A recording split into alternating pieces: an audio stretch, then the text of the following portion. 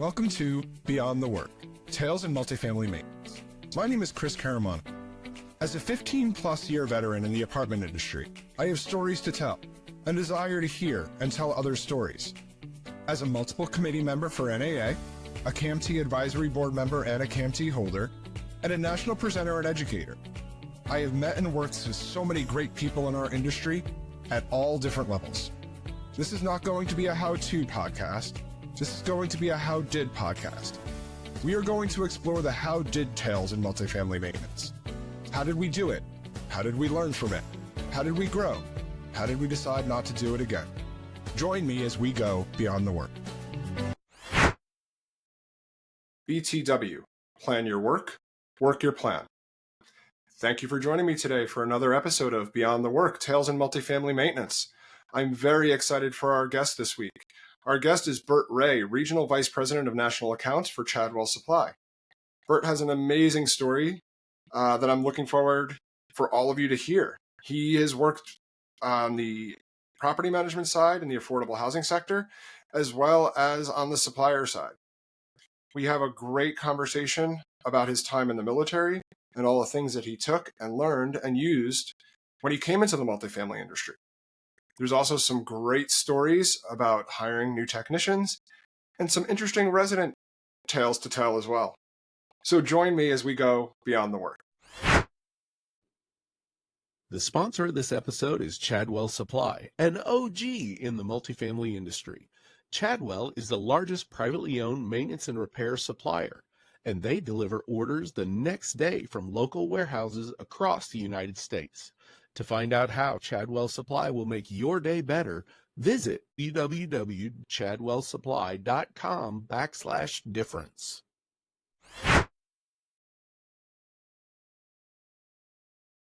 Bert, thank you so much for joining me today on Beyond the Work. So let's jump right in. Tell me a little bit about yourself and tell the audience how you got into the multifamily industry. Yeah, Chris, thanks for having me. It's an honor to be on your show. Excited to see what you're doing in multifamily and just, again, happy to be a part of it. So Bert Wray, I'm a regional vice president for Chadwell Supply and National Accounts. My team covers, it's kind of an odd geography.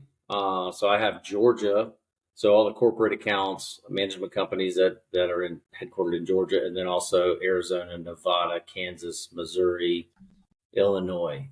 Oh, wow. So it's kind of neat. So my background in multifamily, I started in the industry after coming back from overseas. So I was in the Army and deployed to Iraq in 2004, got back in 2005. And then oddly enough, combat experience prepares you pretty well for multifamily.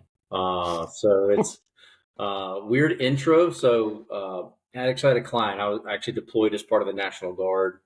And I was in fitness management. So I managed a health club. I was a trainer and a client of mine for years. Shout out to Leah Lyerly at Westminster Company. Thought I would make a great regional property manager.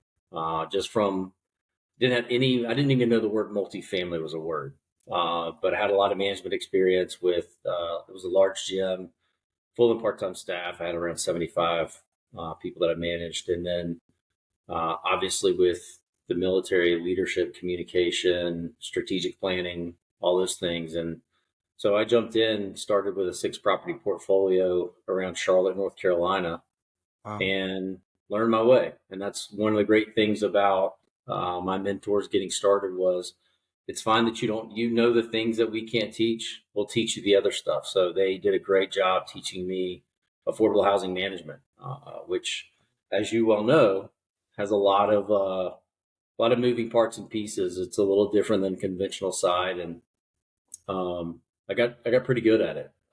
Just driving my community. So I ended up with an 11 property portfolio. Something I like to hang my hat on is prior to leaving Westminster Company, I'd recently taken over a new property in Virginia from a leadership standpoint, but at that point, every property that I managed had a superior rated MOR and a REAC, which now Inspire, above 90. So really, really love the team that I worked with, and we did a great job just kind of getting through the day to day and effectively managing a plan to improve those communities and make some great homes for our residents. So had the opportunity I was a customer of Chadwell Supply in the Carolinas and had the opportunity to jump in 2013, I think. Yeah, 2013, started as a local sales rep, and I've just been super blessed to be a part of a great family owned company. I mean, I love my owners. They are amazing, amazing individuals, and they've they put me on a trajectory for my life and my family that really I just didn't think was possible. So started as a territory sales rep in the Triad of North Carolina, then went to national accounts, and then director of national accounts, and to a regional vice president. Never had a bad day at work. Look forward to Mondays. That's kind of a rarity in any industry, in any business or profession. And then so I did what everyone does that's super satisfied with their role, and I left the company a couple of years ago. I've been there. So I had an amazing opportunity to kind of dip my toe into prop tech, and so left Chadwell and worked with some founders that created a pretty awesome maintenance management integration. So I'm not a tech guy, but I know like our customer experience really well. I understand maintenance and understand the KPIs that are critical in making a successful maintenance program, you know, I've been able to build some amazing relationships and understand the industry pretty well. I mean, it's different with, it's rare as the person on the management side that works for one property management company. It's also rare on the supplier side to just work for one supplier company or one vendor partner.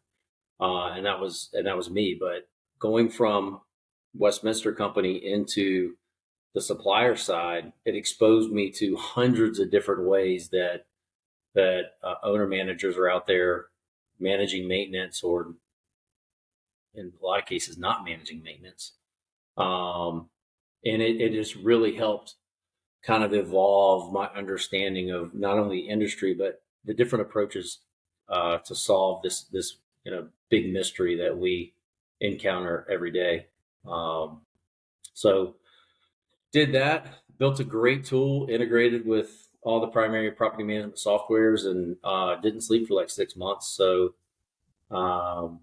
yeah, it was love what I built. I learned a ton, and called Chadwell Supply and said, can I come back home? And they welcomed me with open arms. So here I am, back to Chadwell Supply. That's a really great that's a really great trajectory. You've seen various sides of the business. I want to go back. Let me first thank you for serving. Yeah, And your time. You and I have had the opportunity to spend some time together. We presented at Apartmentalize this past year, and so we got to know each other a little while. Talk to me a little bit about, military service is very rigid lifestyle. How long were you in the military? So joined in 1998. So I went into the Army in the late 1900s, Chris. So I was in college. I went to college to play football, and found out that I really wasn't that good at football. I was really just good at weightlifting, and just was kind of stuck in my path there. And I felt called to service really from the time I was 12, 13 years old. So, professionally, that was really the only goal I had going through high school, and I knew that I wanted to be an officer in the military, so I had to have a degree to get to that achievement. And just kind of looking around, like, well, why not join now? So left college just before my senior year, and enlisted in the Army. Went through infantry basic training, and I was checking boxes that I knew I wanted. So there was only one job I wanted to do in the military. That was infantry. Funny thing was, I didn't want anything to do with the Army when I was in high school or early on. I was a hardcore devil dog wannabe for the Marine Corps, and actually had planned and really had wanted to go to the Naval Academy. It was years later, actually, that I was going through stuff that my mom had, that I was actually recruited by West Point in the Army Oh, wow. and ignored them because I wanted to go to Naval Academy, and oddly enough, I ended up in the Army. So, like you said, like discipline, like a lot of outside looking in, a lot of people look at military gives you discipline, and there's some degree of truth to that. But disciplined people become better disciplined people in the military. If you're someone who just personally doesn't have discipline, the Army's not going to. It's not a wishing well where you just get to toss a coin into it and like the outcome is exactly what you want. It's a sharpening tool. So if you're absolutely not disciplined, you'll be a little more disciplined, but it's not going to resolve that personal struggle that you fight with. But one of the best tools that military experience delivered to me is the clarity of communication and the understanding of, why is chain of command important? Why is following that chain of command important? Why is clarity of communication a life or death situation? And that's extreme when it comes to multifamily, but it just drives home the reality of why that stuff is so important. And then, so I learned chain of command really exists solely for the flow of communication, just to have a regimented ability for something to go from the absolute top to, the lowest level enlisted person, and then vice versa. And all along the way, you're just taking your piece that's important for you and making sure that you thoroughly understand it. And then some basics like certain drilling certain things over the repetition. Why is that important? So that you develop a conditioned response to whatever that command is. And that's for the military, that was the difference in a command and an order, right? So command, as an example, would be like you're marching and someone says right face. So day one, you show up to basic training, you may not know how to properly execute a right face sharply, but you drill it over and over again. And so like, as now drill sergeant says right face, it's a 1-2, and like everyone snaps together exactly the same. It looks the same. Everyone executes it for the most part the same way. And in business, you have to have certain commands and orders. So that command is a conditioned response, no questions asked, you just execute, right? And then an order would be something that's part of a discussion. So it's, hey, Chris, I need you to go. We want to replace the roof on building 2 in this community. There's questions to ask, right? What kind of roof do you want? How many, are we doing an architectural shingle, or how many nails are going to go in the shingle? Or are we doing a drip edge? Like there's a lot of things to factor into the scope versus, I don't know what a good, like lock the door, right? Right. So, but we fail at lock the door so many times. Like how many times has, a maintenance professional kind of left a unit unsecure, or a shop unsecure, or whatever the case may be. But so when you drill these things in, condition them, the expectation of what you have within your team, and also your team's expectation of you as a leader is critically enhanced, and that drives a ton of efficiency. And that's me. I'm kind of an efficiency nerd, which is really, that's part of the drive when I went into that prop tech world and built that technology, is like, how can we make, maintenance has been the thing for years. It's like, it just gets done, right? There's somebody, a maintenance request goes out, and some magic man or woman goes out there and just knocks it out. We don't really understand. We just get the thing back and it says whatever was broke is fixed, and we move on with our day. So it's, but how can we now, and we live in an environment where there aren't enough of those magicians out there in the multifamily world. So we're trying to figure out better ways to handle that magic. So talk to me a little bit. You touched on some really great things there. Change of command, having discipline.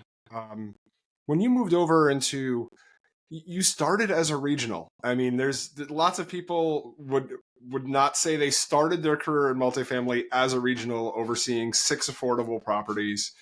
How did you bring that discipline and that structure, that chain of command? And I can't imagine. I've overseen dozens if not hundreds of properties myself, and there's always that missing. There's always that routine, that discipline. You always try to build it, whether it's through checklists or meetings or just, starting to really gel a team and getting that discipline and that chain of, utilizing a chain of command. How did you find your challenges? Or tell me a story about a challenge that you had from being a very regimented, knowing what you were supposed to do, when you were supposed to do it, to walking into a regional property manager where you probably had 6 different properties doing things maybe the same way, but for the most part, it was all very different, right? Everybody has a guidebook of how they should do it. But how did you get them to all, for lack of a better term, march in lockstep? Like you were saying, how did you go around doing that? What was your approach? Tell me a time where you had to really dig into that. Yeah, so there's a lot in that question, Chris. One of the most important pieces stepping in my career, like I jumped into things that like I didn't have, and most people don't have a linear path of like I'm starting here, I want to get here, and it looks like this, right? It's a lot of bumps in the road, but one of the most important things that for me to start out with was conveying to the team that I was now given responsibility of, that I just strip away my ego. Like I don't know what you do, and I recognize, and this is important for any level of middle management, right? Is I'm a conduit. Like I'm a communication device, and I've got to get from my communities what corporate needs and bring that information, and vice versa. I need whatever corporate needs from the communities. I've got to bring that. So it's more like most importantly, I was a relay, right? For lack of a better device, like I'm relaying the transmission of the whatever is needed, top to bottom and bottom to top. I stepped in, and I'm now the supervisor of. I had a property manager that had been managing the same community since the year I graduated from high school. So, of course, like I put myself. So empathy is really important in that. Understanding that, I want to see their experience and what they're getting from me from their eyes and from their shoes. So, um, what to your point, so everyone has processes and procedures. In affordable housing, the manager's handbook is the only thing that's smaller than the HUD handbook, and so it's getting into, and the thing that the military really taught me is that standards and procedures are critically important, and they're there for a reason. So I always start with certain key things, and this is definitely something that comes out of mission planning in the military. In the military, we have every mission that we run, we have commander's intent, right? So this is the brigade commander, battalion commander, whoever's originating the ask of whatever mission is needed. This is what the commander expects to get out of this mission. Professional world, that's a mission statement, right? Right. Then from there, it's mission planning, and in the military, we have an op order. In business, we have a business plan, or we have SOPs. So our op order outlines everything that we're going to do, who's going to do it, how it's going to be done, time. It's very smart oriented as far as like, kind of the things that go into, and then it points directly to that commander's intent to say, this is how we're going to achieve this objective. And your SOPs and like your standard procedures or goals and values, it should all point to your mission statement. And that's how you achieve your owner's mission, or whatever the case may be.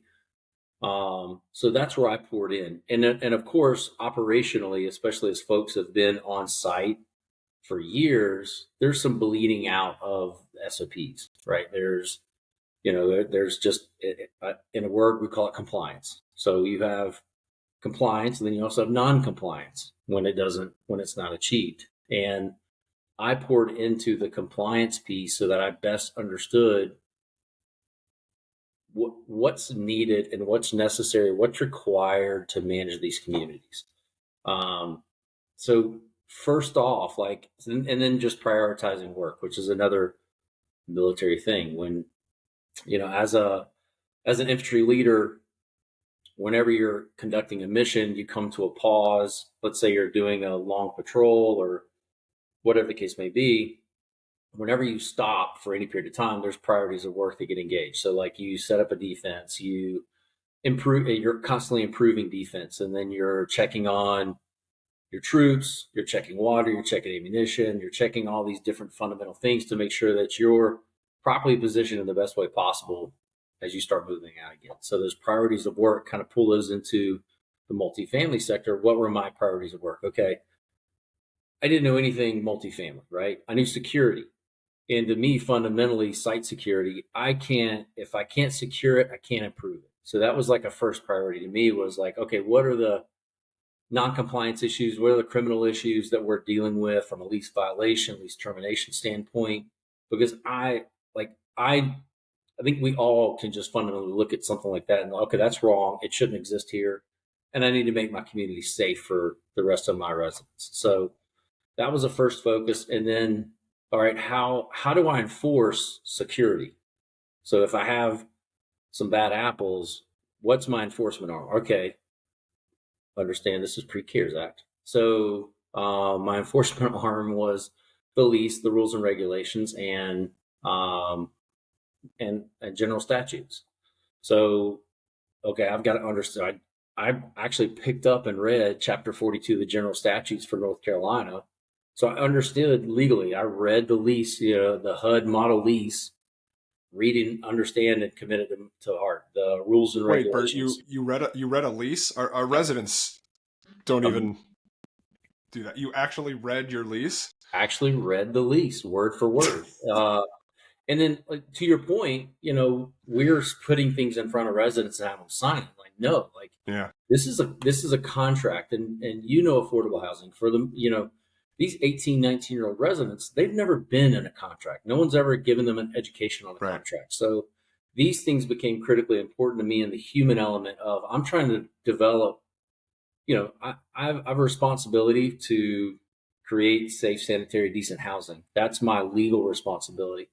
But I have an ethical responsibility, and I felt obligated at that point to, take this chance of, I've got a trained professional and a property manager working with someone who is just stepping into an adult world really for the first time.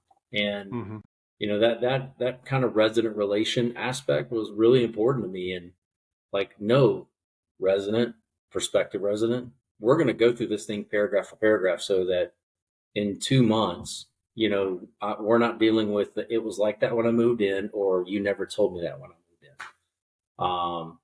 in. So getting down to the fundamentals, this is a really long answer to your question, Chris, but getting down to the fundamentals and pushing that onto property managers to go back to, we're not going to shortcut these things.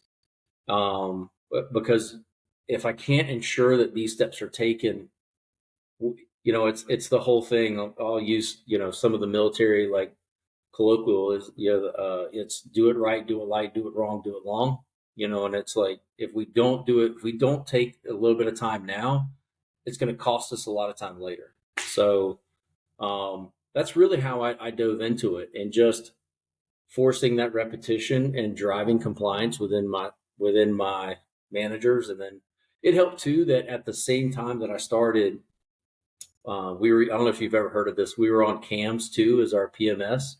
It was a Mm-hmm. DOS based system, which I hadn't used DOS since, like, I don't know, High school. high school. Yeah. Elementary school. Yeah. And so we were one of RealPage's, if not, we may have been RealPage's first large affordable customer. So Wow. when I came on, it was a few months later, we started our rollout with one site. And so then that kind of leveled the playing field with, I didn't have a deficiency from a technology standpoint against my peers. So it allowed me to sort of escalate my ability to kind of manage from a technology standpoint, leases, work orders, all the day-to-day stuff. Yeah, it's similar to when I entered the multifamily industry 15 years ago. The company I was working for, had just changed over their entire system. And so the work order system, the lease system, everything was new. So I kind of walked in knowing nothing about the multifamily industry with an entirely new software platform. So everybody was kind of level set and put on the, from day one that I was there, everybody was transitioning into this new software. So it made it a lot easier because I didn't have to necessarily learn something that everybody else knew for a really long time. Right. But when you're dealing with maintenance professionals, there is a lot of that. When you bring in a new maintenance professional to your site and you deal with them a lot, as both on your supplier side and when you're a regional, you have differing levels of technology. You have different levels of experience, different age, generational gaps. Do you have a story or a time that you had to deal with those challenges that we're experiencing right now and we're going to be experiencing for a really long time, of really well trained and knowledgeable technicians and people that are just coming in? Because we are at a deficiency right now in our industry. So we're going to be feeding people that aren't getting technical education in high school anymore. There's not a lot of programs out there. You and I were talking pre-break for the multifamily industry. So, do you have a time and how did you navigate that? How do you Yeah. navigate it today? Yeah, you're spot on. So one of the big challenges, and you take age and experience as just two silos, right? So one of the biggest challenges that we have is maintenance is mostly a mentored skill. So like, Chris, I'm new, I come to you, you're going to give me all of your knowledge that you want to give me. And naturally, we can't give all of our knowledge, right? Because we don't understand. There's certain things about what we do that back to drilling and that conditioned response. We've got a conditioned response to things that we don't. It's hard for us to peel it away and like step it to somebody else. So you're giving them a digested version of what you know, and there's some degree that they've got to figure it out. But if I come and I work for you, I'm going to have less knowledge than you until I go and take the initiative to accelerate in any particular category. And that's kind of what I see universally across the spaces. For the most part, you've got the seasoned senior individual that is trying to teach, and there's a lot of technicians that have varying pieces of what that supervisor, that senior maintenance professional has. They're still calling and like, hey, I did this, but it didn't do the thing that it did last time we did it. Why? So that troubleshooting is such a key thing to figure out. My best, I have a great story about my best maintenance hire. And he was absolutely, first of all, I was at a small property in Gaston County, North Carolina. And I had this interview set up, but I thought this gentleman approaching the office was a prospect. He was coming in for a lease. Drove this little white Ranger pickup truck, gets out with shorts and a tank top. He's in his 50s, but he's got his hair looked like, because he wore a visor. Those Guy Fieri, like spiky hair? Yep. That's what his real hair looked like. So I thought he was wearing one of those deals. He comes in and he's like, I'm Lou, I've got the interview. And I'm like, this is going to be like just judging the book by the cover. Yeah. And so this was 2009-ish. So after kind of the real estate market collapse of 2007, 2008. And one of the things that, and our industry has benefited from this, but this is an individual, like, he didn't look the part, but he had a passion for repair and renovation that was just undeniable. See, he literally brought a photo album, and he was doing renovations on like mobile homes and single family, like all this stuff but that was his trade, and he was retired from the military, but just kind of an eccentric dude. But he was passionate about fixing physically fixing things up and making them better. And Yeah. but with the real estate collapse, his renovation business was drying up. So he looked at, coming into multifamily maintenance, and we've benefited from this. So we've got tradesmen that have left, they were plumbers or they were HVAC, and they wanted a different pathway. They wanted something, number one, like maybe they were trying to run their own business, and not everyone's great at being an entrepreneur. So there's a lot of challenges there that go beyond, hey man, I can fix stuff. People will pay me for it. Well, yeah, there's also invoicing and taxes and insurance and all the things that when you just think about dollars per hour, it's more. But and this guy, he came into one of my most challenged communities in Charlotte, North Carolina. My first, just to say how challenging my first year managing this community, I went $40,000 over budget just in floor cover. Wow. But I went to the executive vice president. I had a picture of every single floor covering that was changed. Like, you tell me which one I could have saved, right? Right. And this falls on the previous manager, right? Because it doesn't get that way overnight or even in a year. And with Lou's help and the additional skills that he had, we were able to do things that we couldn't do before. And in about 2.5 years, I was able to save on contracted expenses enough to we're able to re-side and re-roof the entire property. I mean, this is a small community. It was a 50-unit community in Charlotte, but I mean, he was amazing. But one of the things about managing Lou, like and I see this a lot in maintenance, right? Is there's a lot of maintenance that's not hard. It's not rocket. The only thing that's rocket science is rocket science, right? Sometimes you can sit down and you can figure it out. And we talked about this at Apartmentalize. It's the get it to work versus fix it. And you're going to get it to work a couple times until you really figure it out how to fix it. But there's a tool in our maintenance professionals that's so important to take care of, and it's kind of the mental health aspect, because these guys and gals are out there, frontline, to use another analogy there, but they're in and out of residence apartments. They're overhearing conversations. They're seeing some of the results of the challenges of our residents' lives, and they've got to carry around a bucket that kind of goes in. They get yelled at, they get, they're unappreciated in a lot of times. And Lou is one of those that it would boil over him. So understanding who he was, I called him, and and it was understood by the property manager that, like, look, if you start feeling that way, I just want you to grab your tools, get in your little truck, and leave. Like, I trust you as a professional. You're not just going to leave for no reason, but I don't want you to worry about having to come and explain yourself if you're feeling that level of stress or anxiety or whatever. It's more important for me to have you. Yeah, I really want to dig into that. I really want to dig into that a lot more. It's an interesting. I want to hear a little bit more about Lou and how you dealt with that. But let's take a quick break from our sponsor.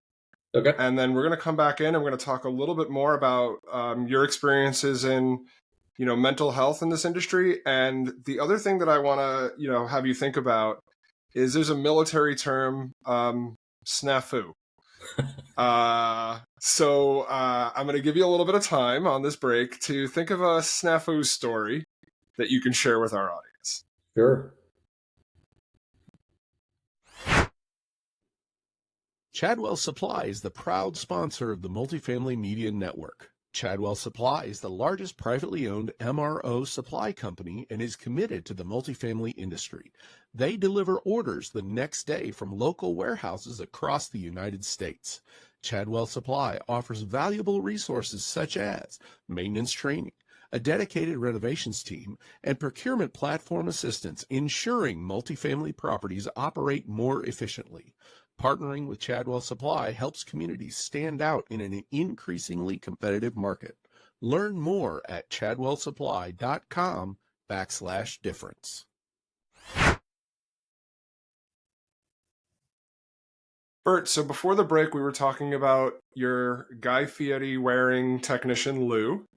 And, you brought up something that's a little bit personal to myself, because I experience this quite a bit, is maintenance technicians that are experiencing burnout, or they're just seeing, they're in our residents' homes day in and day out. They're living their lives along with them, for lack of a better term, right? They're in and out. They see how they live. They know, they watch children get born.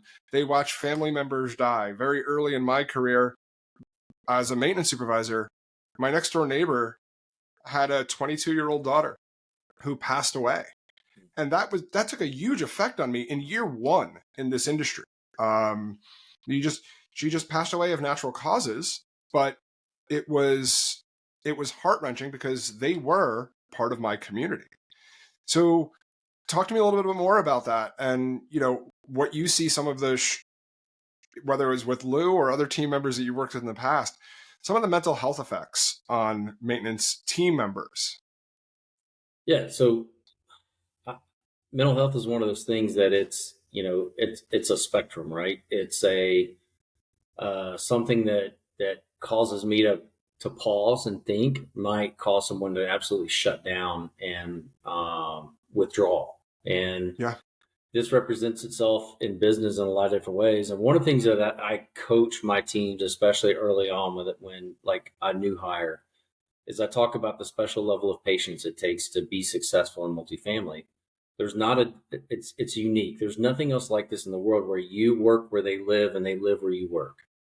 And we're we're expecting each other to respect our side of that part of the business.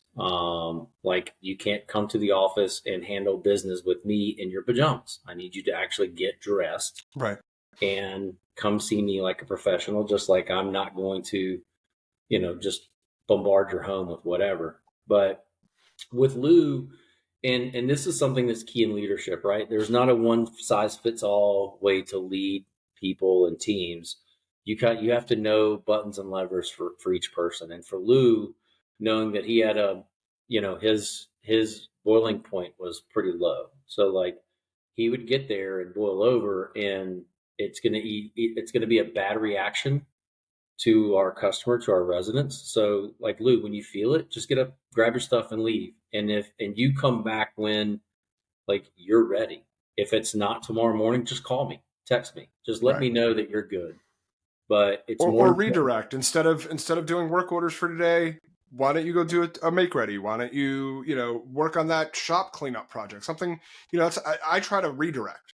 Right. I work with my team members, because a lot of them want to work, a lot of them don't want to, pack up their tools and go home, but they just need a mental break. I think anybody does in their normal work life, in their normal daily life. Yeah. Sometimes So I it's try to do redirects. Yeah, and sometimes doing something simple that you could see, like painting is a good example of this, right? Very zen. If I apply paint to a wall, there's the part that's painted and the part that's unpainted. And over an hour, I get to see my progress. And sometimes in general maintenance, in turn work, it's not that simple. So yeah, the redirect is great. Um, and I had small communities, right? So I had one manager, one maintenance. So I would cross train my teams. And sometimes it's like, hey, come in and do some filing for the manager. And that way, again, it's just a mundane task. It's air conditioned. It's generally quiet in there. So it's a break from the hustle of like summertime maintenance. But it's also just understanding what's going on. But we have standards, procedures, like the work has to continue. So taking the time just to check in with your teams sounds simple, but we do a great job as leaders telling what they haven't done and what we need. We don't do a great job of stopping and showing appreciation. I love that there's a maintenance appreciation week, but we Yeah. shouldn't have to have a dedicated week to tell our maintenance teams we appreciate them. Same thing with Right. leasing professionals and whoever else we have. There should be no question. And that simple step of like checking in and really asking how you're doing, but meaning it, like really caring about how they're doing, that's the biggest first aid to mental health that you can really apply to. Yeah, one of the old adages that I use all the time is that I'm never checking up on anybody. I'm checking in with them. So if I'm asking you how is the turn going, I typically don't take it from a perspective of, why isn't this done, or when is it getting done? It's how's it going? What challenges are you having? What challenges can I help you overcome? What hurdles can I help remove or lessen? And I think a lot of times, especially on-site managers, they're very busy as well. Our operations, the operations side of our business is just as busy. It's just they do it in a much more different environment. Environmentally, you said earlier, in the office, air conditioning, pushing paperwork behind a computer, whereas our maintenance team members are in the homes. They are out in the field. They're on the grounds. And I think a lot of times that's lost because everyone's like, oh, we're all here, we're all working. But it's two very different environments people are working in. And we have to keep that in mind, because as somebody who travels a lot, Bert, you and I were talking about earlier in your role, you travel quite a bit. It is exhausting to be out in the field. Just that the physicality of walking from one place to another, or bringing carts and tools, that's physically exhausting. Then you have to go do physical work on top of that. And then there is the resident who's standing over you, and probably every listener has done this, and please stop staring over my shoulder when I'm fixing your apartment door, right? It's a natural habit. We want to learn. We're creatures of habit. We want to learn things. So it's like, oh, what are you doing? Show me what you're doing. And they're talking to you. I just want to do my work and move on to my next work ticket, right? And we forget about that sometimes on the, even as myself as a director, you kind of lose sight of that this is what our maintenance team members are dealing with on a daily basis. This is every single hour of their job is moving from place to place, doing physical labor, being in people's homes, so an unusual environment, most of the time with somebody staring over their shoulder and having a set of eyes. So that's why I check up with, I check in with people instead of checking up on them, because they're getting checked up on by their residents, by their managers, by people who are just walking around on the grounds. So checking in, it's a different idea. The stress of, like, your maintenance teams know the community really well, right?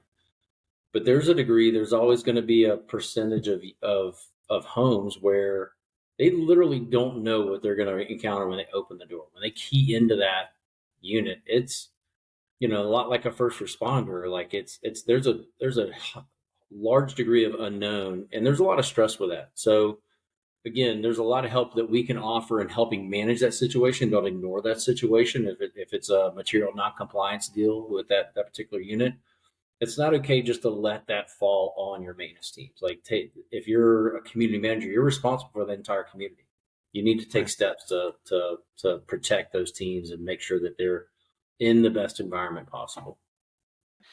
So, Bert, before we went to a break, I brought up a well-known term, and especially in military circles, that made me think of it, which is snafu. Situation normal, all effed up. So tell me, huh? I'm trying to keep it clean for the viewing audience. Huh? We'll take that. So fouled up. Fair enough. So do you have in our business? I have so many of them, but tell me one of yours. Tell me one of your snafu stories. There's a lot, So just to change gears here, I can go from my supplier experience, and it's like, I take a lot of pride, again, back to the military, like pre-planning, like plan my work my plan, make sure that I've got all, like, I try to be an over communicator. One of the great things about communication, though, is it doesn't matter how well you communicate or you think you communicate. It's how well it's received. Right. So, and then there's just all of the uncontrollable variables that we hit, but had a particular partner, one of our customers in their headquartered in Halfwood, North Carolina. I get a call. They're in a jam. They've got an apartment community. They had a bunch of ADA units that they had a manager that wasn't following like a 504 plan. So like when it came to certain appliances, they were just putting in appliances as they failed, and so they were going in. I don't know if it was a DD or some kind of audit, but they found that their dishwashers weren't ADA dishwashers for all these units. So they needed, I think the number was 21 ADA dishwashers, like in a short amount of time in the winter. And it's North Carolina, so like winter's not a big deal. So we're going to make this happen. So I go through our procurement department. So we're working with the manufacturer. We find the product, we get it shipped in, and the day that it's supposed to, and they've got contractors heading on site, so they're going to do installs. So they get it all done at one fell swoop. Ice storm night before. So the distribution is about 90 miles away, and our branch. And again, I can't get upset with that because safety is more important than product. So if we don't want to put our drivers on the road in an unsafe situation, but so it's like, what does Mike Tyson say, right? Everyone has a plan until they get punched in the face. So it's like, how do you overcome? Well, I've got this immense disappointment that's about to happen, and it's an expensive about to happen because contractors are committed to being on site. It's tying up probably financing or something's happening at this community that's kind of beyond me. But it's like in all the planning, I can't control the weather. But so how do I make it happen? Well, I happen to have, I'm a redneck from North Carolina, so of course I've got a truck. And of course I have a trailer. So I found out that GE could release the order to me.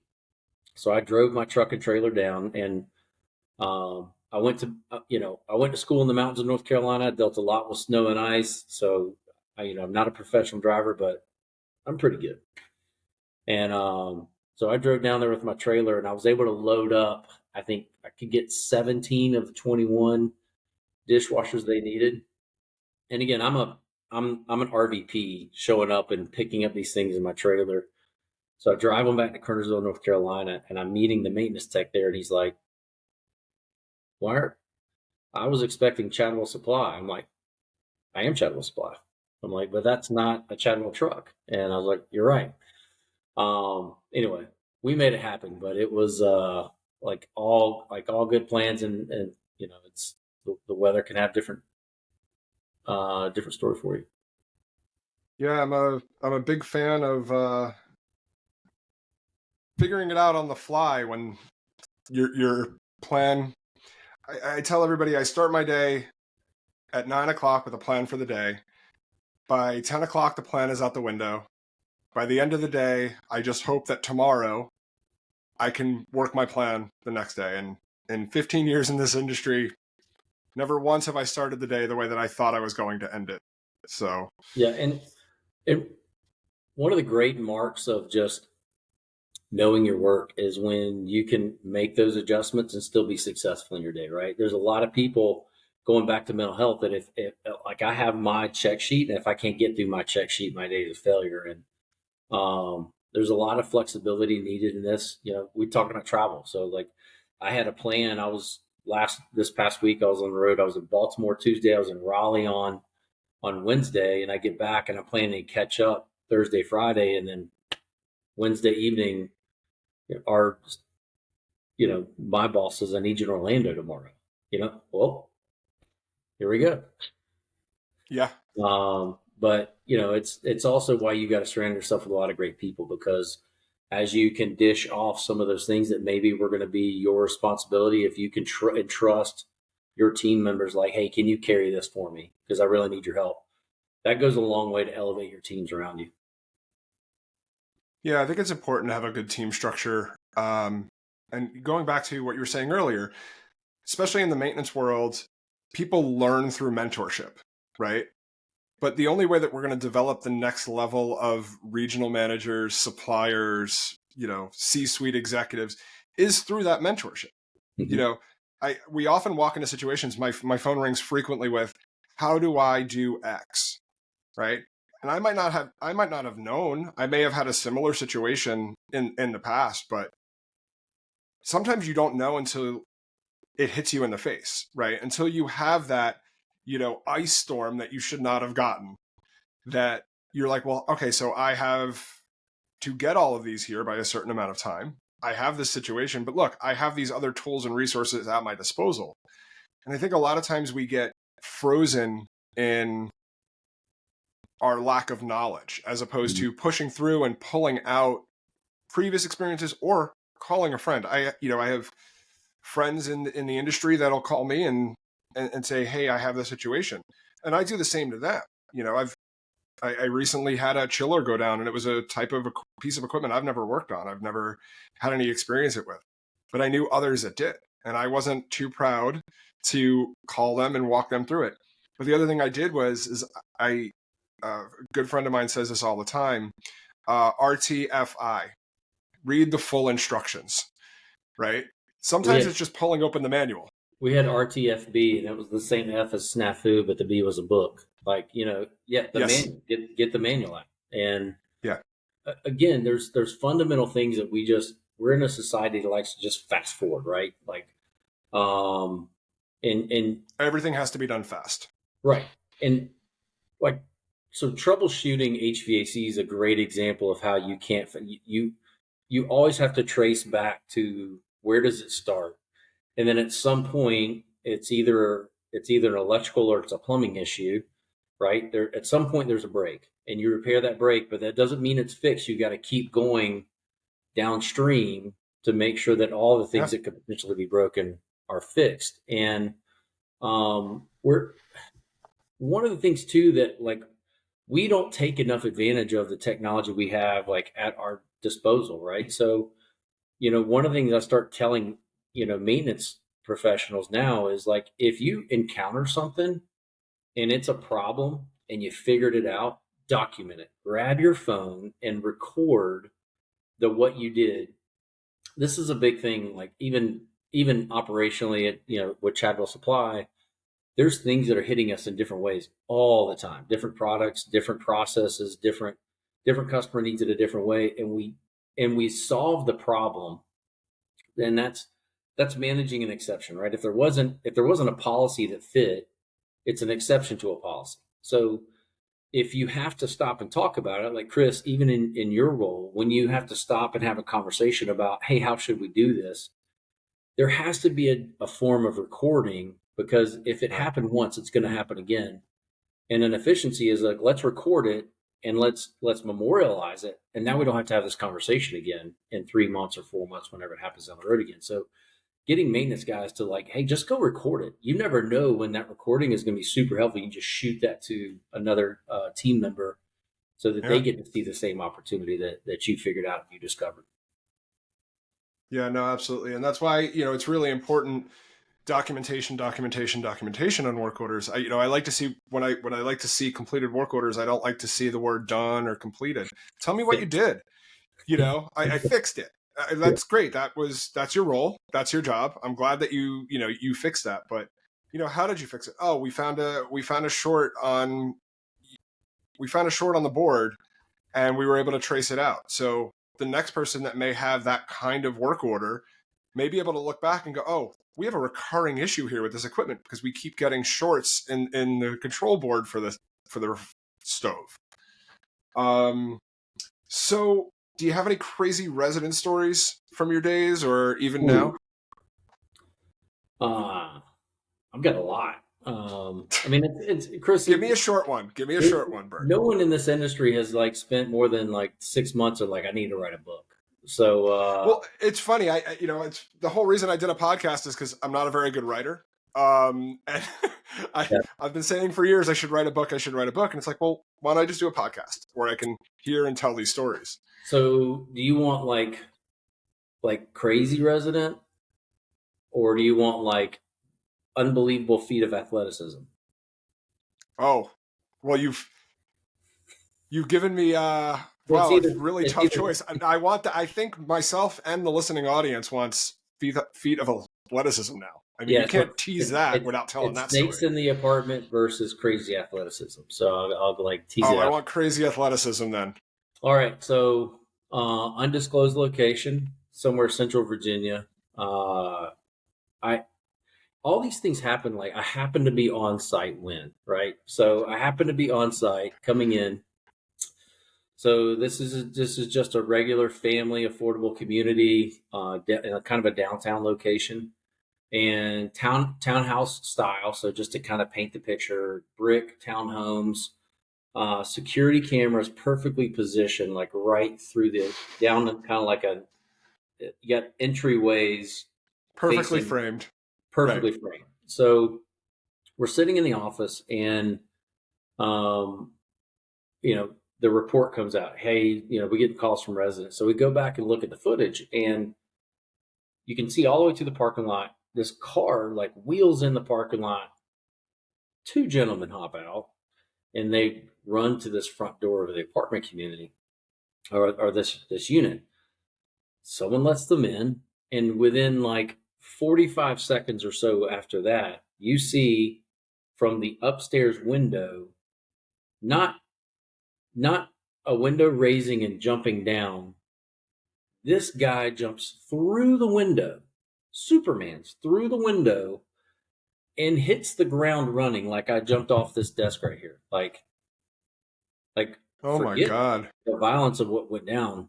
That is amazing.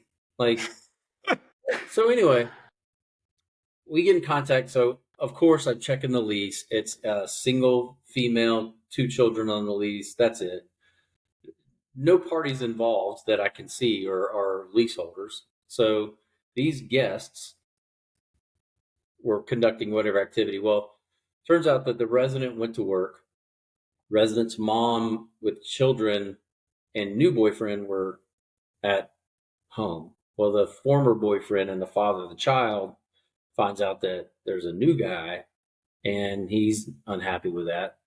So he and a buddy come and, the resident said it was just a misunderstanding. I'm like, a misunderstanding? This You guy, don't unless fly he out of a doesn't have window a over a smile, misunderstanding. this Yeah. guy's best option was leaping through the window. Life and limb here. Like, I don't think this was, but anyway, I'm still like, I never got a chance to talk to the guy and find out like what his career aspirations were, but that was pretty impressive. Amazing. Well, I definitely want to hear about snakes another time, but we will definitely talk about snakes another time because I'm looking forward to having you back in the future. But what are some of the things that, I want to, as we wrap up, I really want to talk about what are some of the things that you hear from maintenance professionals in your role that you basically want to shout out from the rooftops, that you want people to hear that they're heard, it's acknowledged.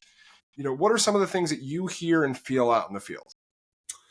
Um, Investment in training. I mean, that's probably there's a group and they want there's a new generation of technicians that's coming into the industry that we're a very traditional industry, right? Like there's some groups out there that are kind of cutting edge, but nobody wants to be on the bleeding edge of technology. So it has to prove out for years before it becomes like thoroughly adopted in our industry. But there's a lot of new technology that's out there, whether it's on HVAC side, some of it's on plumbing, and even the technology and how we can communicate and process work orders or maintenance requests and document our work, or even working on like inspections and due diligence type stuff.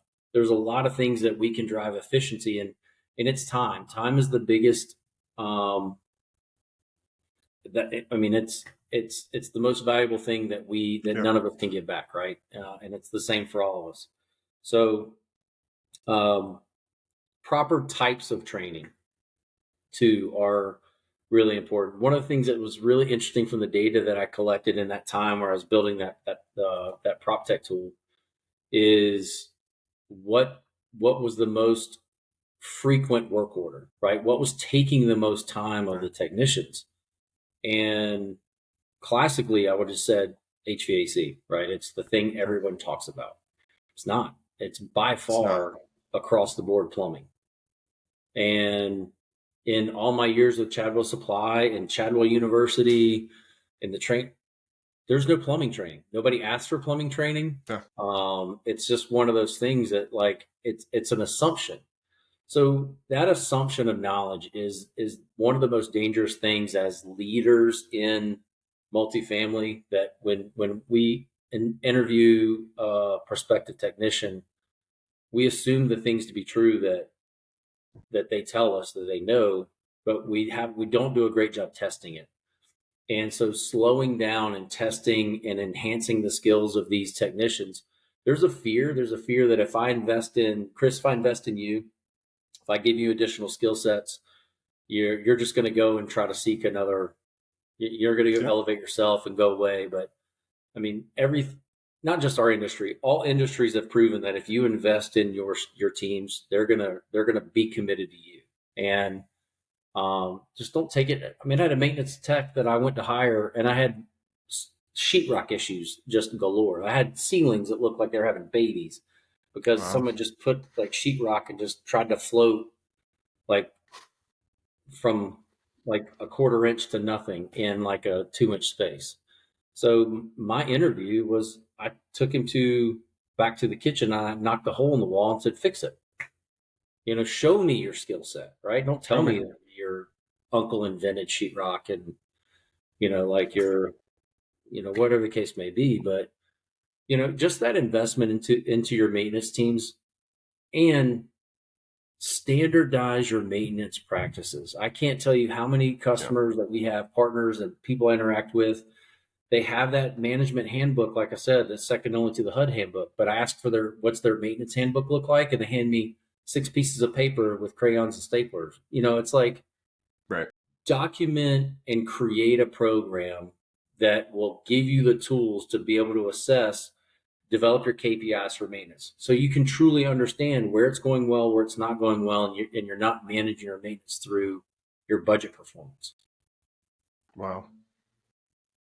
Those are some really good tips and some really great words of advice. I experience those as well in the industry. Any closing remarks, Bert? No, just Chris, thanks for this opportunity. Most people around me try to shut me up, so the fact that you actually invited me to run my mouth is pretty awesome. So thank you, Bert. I always have a good time talking to you. I appreciate you so much for joining me today for Tales in Multifamily Maintenance and going beyond the work with me. So thank you so much, and we'll talk again soon. Yeah, let's do it again. Thanks, Chris. Thanks, everybody, for listening today. Thank you again to Chadwell Supply for sponsoring this episode. Chadwell Supply delivers unforgettable service with next-day delivery, online and in-person maintenance training, and procurement platform assistance to make ordering simpler.